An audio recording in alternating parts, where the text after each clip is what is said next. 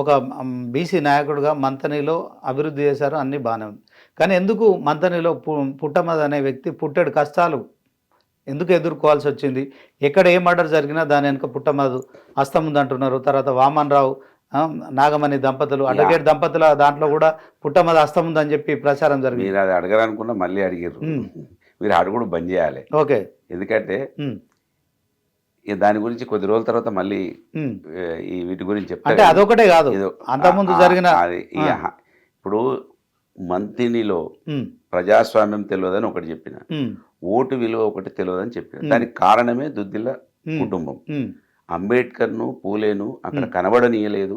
రాజ్యాంగం అంటే ఏంది, మన హక్కులు అంటే ఏంది అనేది మొత్తానికే ఈ సమాజానికి తెలియకుండా ఒక ముసుగులో ఉంచిరాలు. ఆ ముసుగు నుంచి బయటికి తీయడానికి నా ప్రయత్నం జరుగుతుంది. ఆ రోజు బీసీలను ఎస్సీలను ఎవరైతే మాట్లాడతారో వాళ్ళను దయ్యాలుగా చిత్రీకరించారు. ఇదే కులం. దుద్దిల్ల శ్రీధర్ వాళ్ళ కులం ఏం చేసిందంటే గట్టిగా మాట్లాడినోని దయ్యం అన్నారు. ఈ రోజు రౌడీలు అంటున్నారు, గుండాలు అంటున్నారు. మీరు ఆశ్చర్యపోతుంది ఏంటంటే నన్ను రౌడీ అంటారు, గుండా అంటారు, పుట్టమద అంటేనే రాక్షసుడు అంటారు. బయట భయపడతా ఉంటారు. మంత్రిలో నాకు ఒక్కడు భయపడు. నేను నిజంగానే రౌడీ గుండెన అయితే ఈ దుద్దిల్ల శ్రీధర్ వాళ్ళ కార్యకర్తలు నన్ను అనరాని మాటలు అంటా ఉన్నారు. నేను నిజంగానే గుండాయిజం చేస్తే మాట్లాడగలుగుతాడు. అసలు తిట్టని తిడుతూ ఉంటారు. మా దుద్దిల్ల శ్రీధర్ బ్రాహ్మడు, సాత్వికుడు, అబ్బాయి ఎంత మంచోడు, ఇక ఎర్రగా ఉంటాడు, చాలా సౌమ్యుడు, మాజీ స్పీకర్ కొడుకు. ఆయన ఏమంటారు HCU ఇప్పుడు హైదరాబాద్లో చదివిండు, ఢిల్లీ యూనివర్సిటీలో చదివిండు. కానీ మంత్రిలో ఆయనకు కొన్ని మనిషి ఎవడని ఉంటే చెప్పు నాకు. ఇర్రెస్పెక్ట్ ఆఫ్ క్యాస్ట్, ఇర్రెస్పెక్ట్ ఆఫ్ పార్టీ, మీకంటే ఆయన భయపెడతాడంటారు. పెట్రోల్ అయి మండుతుంది. కానీ బయట మాత్రం అరే దుద్దిల సీత ఎంత మంచోడా, పుట్టమదగాడు వాడు రాక్షసుడు. ఎందుకంటే మన ఆవేదనను వీళ్ళకి అర్థం కావాలని చెప్పే పద్ధతిలో మార్పున్నది. మనం రౌడీలం కాదు, గుండాలం కాదు. మన ఆకలిని చెప్పే ప్రయత్నంలో మనం రౌడీలాగా గుండాల్లాగా కనబడుతున్నాం. వానికి ఆకలి లేదు కదా, ఆయనకి ఏం ఆకలి ఉంది?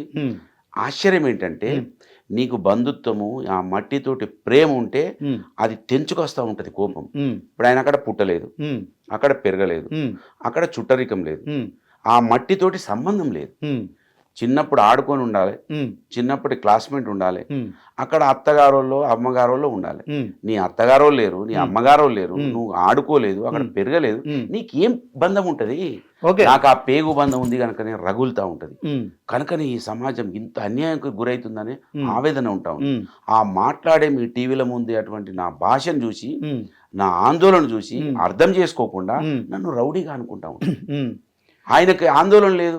ఆయన బ్రహ్మాండంగా 40 ఏళ్ళ నుంచి వాళ్ళ కుటుంబం ఈ ఫలాలు మా ట్యాక్స్ తోటి కట్టేటువంటి డబ్బులతోటి వాళ్ళు కారు అనుభవిస్తున్నారు, బంగ్లాలు అనుభవిస్తున్నారు, డబ్బు అనుభవిస్తూ ఉన్నారు, అందలం ఎక్కుతా ఉన్నారు, బుల్లెట్ ప్రూఫ్ కార్లలో తిరుగుతూ ఉన్నారు. ఇవాళ ఢిల్లీకి పోయినా, అమెరికా పోయినా, ఏ దేశమైనా గవర్నమెంట్ ఖర్చులతోటి పోతా ఉన్నారు. 40 సంవత్సరాల నుంచి ఎంత ఆందోళన మాకు కలగాలి? ఆయనకి ఏం ఆందోళన ఉంటుంది? టైం వస్తుంది, నోట్ల సంచులు వస్తాయి, డబ్బులు పట్టుకుని వస్తారు, లీడర్లను కొనుగోలు చేస్తారు, క్యాష్ పంచుతూ ఉంటారు, గెలుస్తూ ఉంటారు, పోతూ ఉంటారు. సో ఆయన ఎందుకు అర్గెన్స్ గా మాట్లాడాలి? ఆయన ఎందుకు కోపంగా కనబడాలి? సౌమ్యంగా కనబడతాడు, చేసే పని చేస్తూ ఉంటాడు. మరి ఇవన్నీ అర్థమైనోనికే, ఆవేదన ఆందోళన ఉన్నోనికే కోపం వస్తూ ఉంటుంది.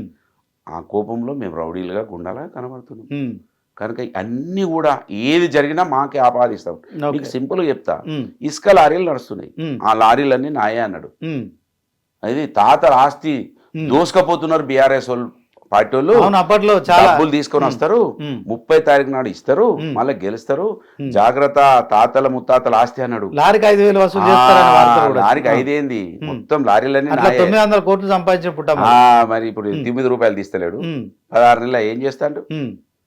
ఏం చేస్తాడు? కేసులన్నీ నాకే అంట కట్టిండుగా. ఒక్క కేసు ప్రయత్నం చేస్తా ఉన్నాడు, ఎట్లా లోపల పంపాలి.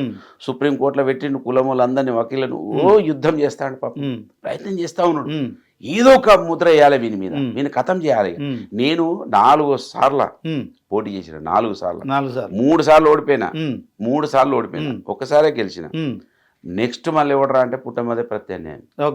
ప్రజలు దేవుళ్ళు 72,000 ఓట్లు వేసారు నాకు. చుట్టుపక్కల 50,000 చిల్లరతో ఓడిపోయారు 4 దిక్కుల. ఒకసారి ఓడిపోయిన తర్వాత కూడా జెడ్పీటీసీ గెలిచి జెడ్పీ చైర్పర్సన్ అయ్యారు. చెన్నూరు, ఉమ్, భూపాలపల్లి, ఉమ్, పెద్దపల్లి, ఉమ్, రామగుండం ఉమ్, వీటిలలో భారీ ఉమ్, లాస్. కానీ ఉమ్, నేను ఉమ్, 30,000 ఓట్లతో ఓడిపోయినా. ఉమ్, 72,000 ఓట్లు వచ్చినాయి. ఓకే. ప్రజలు నన్ను నా కొడుకు మా తమ్ముడు అని భావిస్తున్నారు. ఉమ్, వీళ్ళ యొక్క లీలలు తెలవక కొంతమంది మోసం చేస్తా ఉన్నారు. దాంట్లో నేను ఇరుక్కపోతా ఉన్నా. ఉమ్. అది అర్థం చేయించడానికి ప్రయత్నం చేస్తున్నాను.